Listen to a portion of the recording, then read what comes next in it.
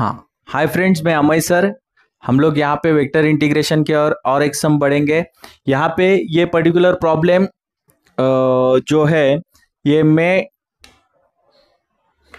MU में 2023 को पूछा गया है। ऐसे टाइप के प्रॉब्लम बहुत से यूनिवर्सिटी में पूछे जाते हैं। पर्टिकुलरली ऐसे टाइप के प्रॉब्लम करते वक्त आपको देखो करना क्या है। यहाँ पे इरोटेशनल, इसके पहले आप मेरे vector differentiation and vector integration का प्लेलिस्ट देखेंगे तो इसके अंदर ये ऐसे टाइप का प्रॉब्लम मैंने इसके पहले लिया हुआ है, लेकिन ये भी सम हम लोग करने वाले हैं। तो यहाँ पे देखो इरोटेशनल और कंजर्वेटिव के कंसेप्ट के बारे में इसके पहले के वीडियो में के अंदर मैंने सब बताया हुआ है। तो यहाँ पे इरोटेशनल है तो यहाँ पे हेल्प डेस्क के अंदर आप देखेंगे तो कल एक बार आपको लिखना है, निकालना है। तो कल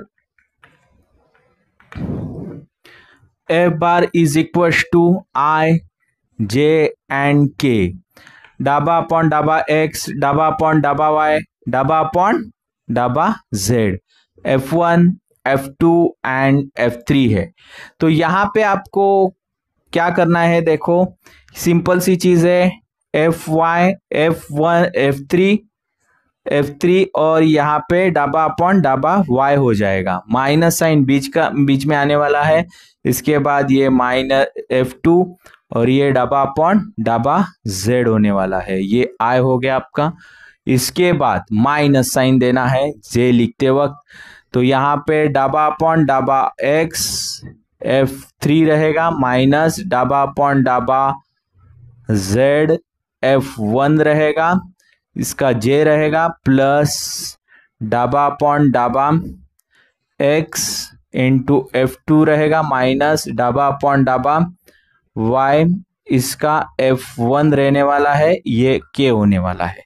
इसके बाद अगर इसको नोटिंग करेंगे F1, ये हो गया आपका F2 और ये हो गया आपका F3। ओके, तो पर्टिकुलरली F3 के अंदर हम लोग डिफरेंशिएशन करने जाएंगे तो y से डिफरेंशिएट होने वाला है। तो y से डिफरेंशिएट होते वक्त अगर ये y से डिफरेंशिएट होता है F3 तो ये क्या होने वाला है, देखो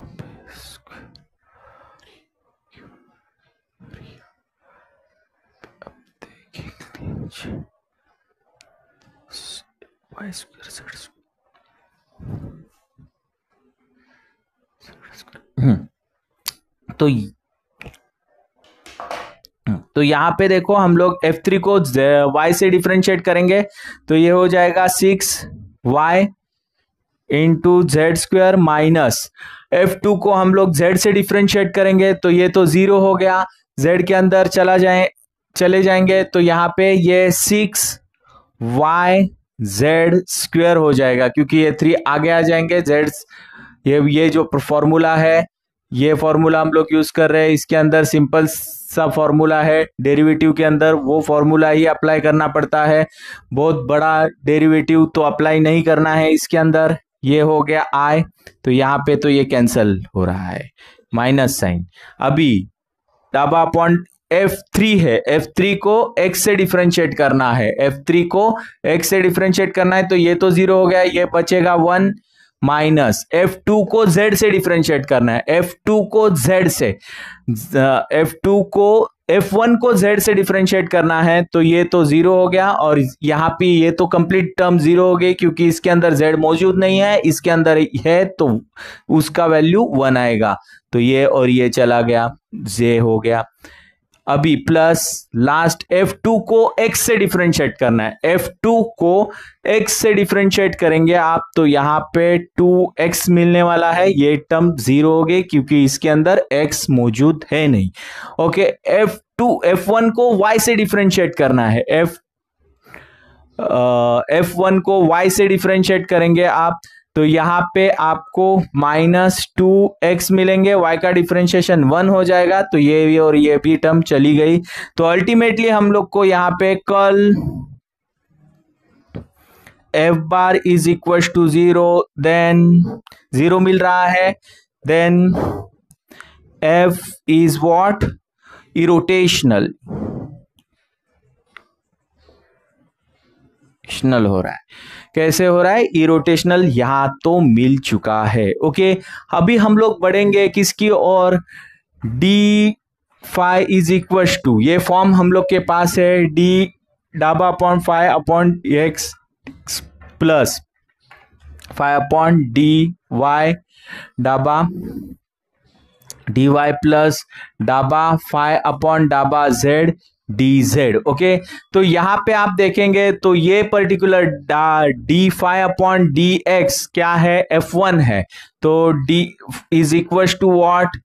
2xy plus Z into D X, क्योंकि ये और ये लेंगे तो dx रहेगा इसके साथ, ये फॉर्म मैंने यहां पे लिखा हुआ है, प्लस इसका रहेगा X square plus 2yz cube into D Y plus इसका 3y square Z square plus X into D Z. Okay, इस तरह से चलना है। अभी डी फाई के अंदर सबको मैं dx दे देता हूं, 2xy dx plus Z D X plus X square D Y plus 2yz cube D Y plus 2y square Z square D Z plus X D Z. इस तरह से आपको लिखना है। ये लिखने के बाद हमें वेक्टर इंटीग्रेशन का प्रॉपर्टी यूज करना है। वेक्टर इंटीग्रेशन का प्रॉपर्टी यूज करते वक्त हमें जो कॉमन है उनको साथ में लाना है। तो अगर इसका इंटीग्रेशन करते हैं 2xy dx, तो ये हो जाएगा 2y is the constant one, ये हो गया आपका 2 का क्या हो जाएगा? एक्स स्क्वायर अपॉन 2, तो ये चला गया, तो y एक्स स्क्वायर इसका मिल रहा है। इसके बाद इसका अगर देखेंगे तो ये भी एक्स स्क्वायर और डी वाई है, तो यहाँ पे एक्स स्क्वायर रहेगा और ये 1 इंटू डी वाई रहेगा, तो ये भी आपका y एक्स स्क्वायर ही मिलने वाला है। अभी यहाँ पे आप देखेंगे तो इसका z इंटू डी एक्स है, तो इसका z वैसा ही रहेगा, 1 इंटू डी एक्स रहेगा, तो z इंटू एक्स रहेगा। इसके बाद इसका आप देखेंगे तो ये x इंटू डी जेड है, तो यहाँ पे x वैसा ही रहेगा, z 1 इंटू डी जेड रहेगा, तो ये भी z x ही आएगा। अभी लास्ट ये दो टर्म बचे हैं, इनका भी कर लेते हैं।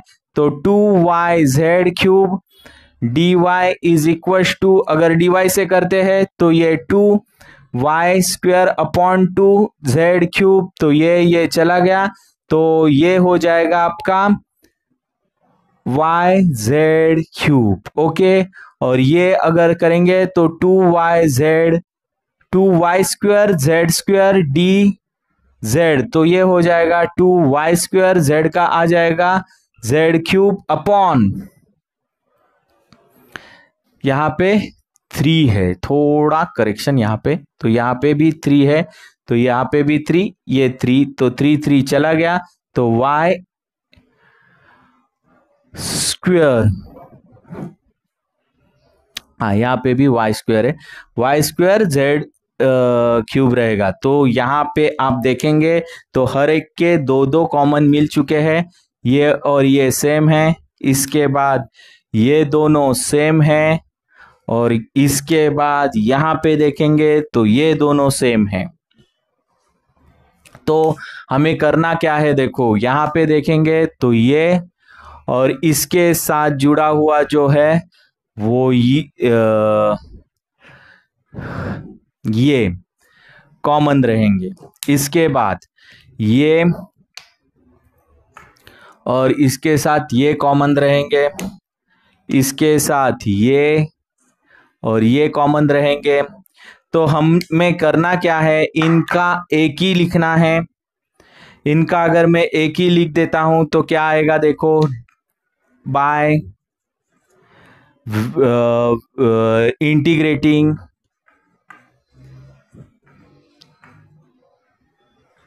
Bye integration phi is equal to क्या आने वाला है? Phi is equal to, sorry, phi हम लोग इसका आंसर तो लास्ट में लिखेंगे।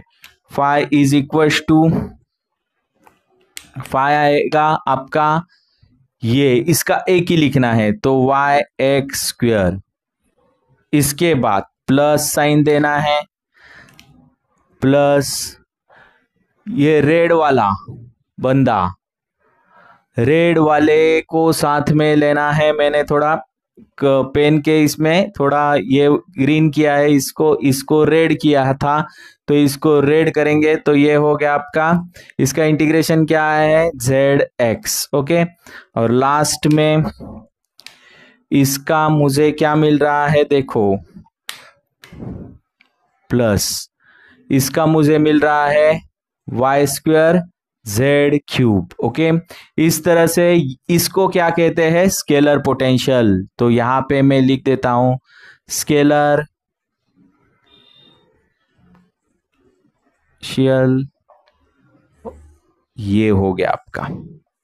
भी निकालना है, क्यों वर्क डन बोल रहा हूं मैं, यहाँ पे वर्क डन निकालना है क्योंकि यहाँ पे देखेंगे आप तो ये जो फॉर्म है particularly A to B F bar dot D R is nothing but what, work done. ये वर्क डन होता है, यहाँ पे आप देखेंगे तो ये वर्क डन है, तो work done is equal to ये हो जाएगा। तो यहाँ पे देखो आपको कुछ नहीं करना है, इसके पहले भी मैं कहते आया हूं, यहाँ पे भी मैं एक्सप्लेन कर देता हूं। ये जो पर्टिकुलर फॉर्म है यही एफ इंटू डी बार है, यही मिल गया है मुझे, उसका इंटीग्रेशन मिल चुका है। अगर आप स्केलर पोटेंशियल पहले निकाल के लेते हैं तो वही आपको वर्क डन के अंदर करना है, आपको दोबारा इंटीग्रेशन नहीं निकालना है। कैसे आता है वो भी बता देता हूं। ये देखो ये F1 है और इसका फॉर्म देखो F1 इंटू डी एक्स, तो ये हो गया आपका F1 इंटू डी एक्स, ये हो गया F2, ये हो गया F3। मतलब इसका ही मैंने इंटीग्रेशन यहाँ पे निकाला है, मतलब ये रेडीमेड है, यही आपको लिखना है directly, Y X square Z plus Z X plus Y square Z cube. और इसको हमें ये लिमिट देने हैं खाली 1 2 एंड 0, 1 2 एंड 0 और ये 2 2 एंड 1। तो अपर लिमिट में यहाँ पे पुट अप कर देता हूं तो क्या मिलने वाले हैं, देखो y और this becomes 2 into 2 square plus ये हो गया आपके 1 इंटू 2 प्लस ये हो गया आपके 2 square into 1 square 1 cube minus lower limit put करने हैं हमें यहाँ पे। तो यहाँ पे xy है तो इसके 1 और 2 into 1 square plus y z है तो यहाँ पे आपको z 0 है तो ये तो टर्म बचेगी नहीं, यहाँ पे आप भी 0 है टर्म z है तो यहाँ पे भी टर्म बचेगी नहीं। ओके, तो अगर मैं इसके ये निकाल के लेता हूं तो ये हो गए 8 प्लस ये हो गए आपके 2 प्लस ये हो जाते हैं ये 2 का स्क्वायर ये 4 और आप इसके भी करेंगे तो ये -2, अगर ये जोड़ देंगे -2 इसके साथ तो ये और ये चले गए तो हमें अल्टीमेटली आंसर 12 मिल चुका है। तो work done is equal to what, तो यहाँ पे आपको लिखना है work done is equal to 12, तो ये हो गया आपका फाइनल आंसर। ओके, तो यहाँ पे आप इसका स्क्रीनशॉट ले लो और इस टाइप के सम के अंदर आपको कोई भी डाउट है, कोई भी क्वेश्चन है तो कमेंट बॉक्स में कमेंट करके जरूर पूछ लेना। और अगर मेरे वीडियो आपको अच्छे लगते हैं तो लाइक, सब्सक्राइब और शेयर करना ज्यादा से ज्यादा। Thanks for watching my video.